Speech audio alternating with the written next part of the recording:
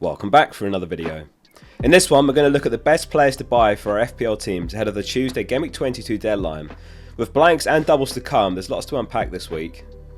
Starting with the goalkeepers, and Raya tops the Gameweek22 projections this week with 4.2 points. It's surprising that he's only dropped in price over the course of the season. He's a bargain for 4.9 mil.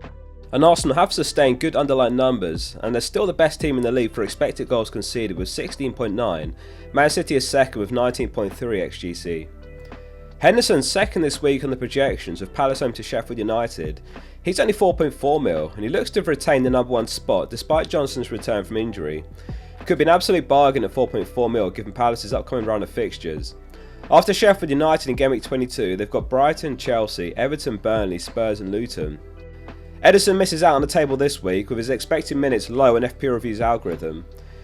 It was a cut above his leg that forced him off versus Newcastle, so a minor injury, and assuming that he's fit for Gameweek22, if we give him 90 projected minutes, he does move up to 4.5 projected points, which puts him top among all keepers. Add to that Man City's double Gameweek in 25, and they don't blank in 26, he's a definite option. Man City do however have a very high chance of blanking in Gameweek 29. This table from Will's got the current blank percentages. These will evolve as the FA Cup fixtures are played, and City currently already have an 80% chance of blanking in Gameweek 29. We're reaching the point in the season where chip strategy is coming into play. Everyone's teams are different. If you plan to free hit in Gameweek 29, then whether a team blanks or not is irrelevant to you right now. It's probably more likely that you're unsure at the moment. The FA Cup 4th round is played on the weekend before Gameweek 22, so there's no rush to make transfers. And the FA Cup 5th round is until the end of February, after which point Gameweek 29's blanks will be confirmed. Despite the double Gameweek 25 and no blank in 26 or 29, Flecken still looks like a dodgy pick. His minus 8.5 expected goals and target prevented is comfortably worse than the league among all keepers this season. Brentford have just signed Valdemarson from Elfsborg for 3 million, though he's expected to be a backup keeper only. We'll talk more about doubles and blank in the next segment. So let's talk about defenders. Top of the Gameweek22 projections is Walker with 4.8 points. Pedro Porro trails close behind at 4.7 and then Ruben Dias at 4.5. Walker is 5.4 mil now, which is a lot to pay for a defender with a low attacking threat. However, he started every game this season in the league and he's got the double Gameweek 25 to come, so he's still a great option. The other City defenders look a bit riskier. Ruben Dias should be the next best option, but he has missed a few games here and there this season. So let's talk about blank Gameweek 26. It's 5 game weeks away, so we've got 5 or 6 transfers between then and now. The postponements are confirmed. Chelsea, Liverpool, Luton and Spurs have got no fixture in Gameweek 26. This one affects absolutely all of us, some more than others. If you've got the likes of Palmer, Trent, Darwin, Richarlison, Pedro Porro as an example, then that's 5 popular players that are out that week, and we've only got a bench of 3 players to fill in. This is why we need to spend our transfers carefully between now and then, and have a good bench if possible. It might not be worth adding additional blank Gameweek assets to our teams unless you've got a plan in place to get 11 players out. If you can afford to find a place for him, Pedro Porro is second on the defender projections this week, and over the season he's moved top among all defenders for expected goal involvement with 6.63, Trippier's in second and Trent's in third. Spurs face Brentford next game week, who have been really poor defensively as of late, and as we said earlier in the video, Flecken's minus 8.5 XG on target ranks worse in the league. Gabriel misses out on the table this week, slightly behind Saliba's 4 projected points due to his yellow flag, but he's expected to be fine after coming off early last match. If we look at defenders 4.5 million under, Doughty's top over the next 4. That's thanks to a fixture against Sheffield United in Gameweek 24 and a likely double Gameweek 25 to come. And that brings us to Trent, who is expected to make the squad versus Norwich on the weekend, and Liverpool will almost certainly double in Gameweek 25 if they beat Norwich. The reason double Gameweek 25 isn't confirmed yet is because if both Liverpool and Luton lose in the FA Cup, there's a chance their postponement could drop into Gameweek 26 again as a midweek game instead. It's incredibly unlikely that Liverpool and Luton lose to Norwich and Everton respectively though. With that all in mind, this is how double Gameweek 25 would look if Liverpool and Luton get added. With a double game week against Brentford and Luton, Trent's going to be a player you really want to have if you sold him or if you don't have him at all. Luton will have a poor double against Man United and Liverpool themselves. Liverpool potentially doubling in Gameweek 25 of course presents a challenge in itself, because it'd be such a good double that you want to triple up, which has massive upside, but it's followed by an immediate blank game week where all 3 of those players plus others like Chelsea and Spurs assets in our teams will blank as well. The best thing to do is to look at those Gameweek 26 blanks and see how many players you got out and what's manageable. Taking a -4 in the double and the blank isn't the end of the world when you're gaining an extra fixture for your team. On to the midfielders then, and this week Richarlison's top with 6.5 points versus Brentford, and that actually puts him top among all players for Gameweek 22. Could he be the best captain? Playing out of position in striker, he's on penalties while Son's away, and 6 goals in his last 6 games. Though if we compare the next 5 Gameweek projections, the likes of Saka, Foden, Eze and others are higher than him. In Foden's case, he doubles in 25 and he doesn't blank in 26, so over those 2 game weeks he's got an additional 2 fixtures over Richarlison.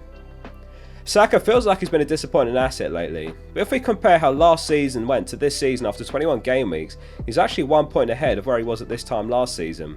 He was on 109 points before Gameweek 22 last season, and he's on 110 now. 9.16 expected goal involvement at this point last season, 13.91 expected goal involvement now. 44 more penalty area touches, 9 more big chances created. He looks like an easy hold for now. If you need a budget midfielder, perhaps to help fund Haaland or Salah or even Trent, then Eze is the clear standout. Home to Sheffield United this week, which is about as good as any fixture they'll get this season. He's on penalties and Palace's talisman, only 6 mil. A major shock at AFCON with Ghana having failed to progress out of their group, so Kudus should be available for Gameweek 22, which would be good news for Bowen, who makes the table this week with 4.8 points and he's home to Bournemouth next. As we saw on the Gameweek 29 blank percentages earlier, West Ham have got just a 29% chance of blanking, which is the lowest of all the teams, besides Burnley and Brentford who already have a game confirmed. Let's discuss Jota then. 19 pointer last game week from 2 goals 1 assist, 3 bonus. We know he's got the potential double Gameweek 25 to come as well. He's 7.9 mil, and much like Richarlison, classified as a midfielder, but playing the most advanced in the team at times. It's certainly not points chasing in his case if you're looking to pick him up. He's registering returns at a higher rate than anyone in the league this season at the moment. 12 returns in 754 minutes, which is every 62 minutes. What should be noted is that Salah's expected to be back just before Gameweek 25.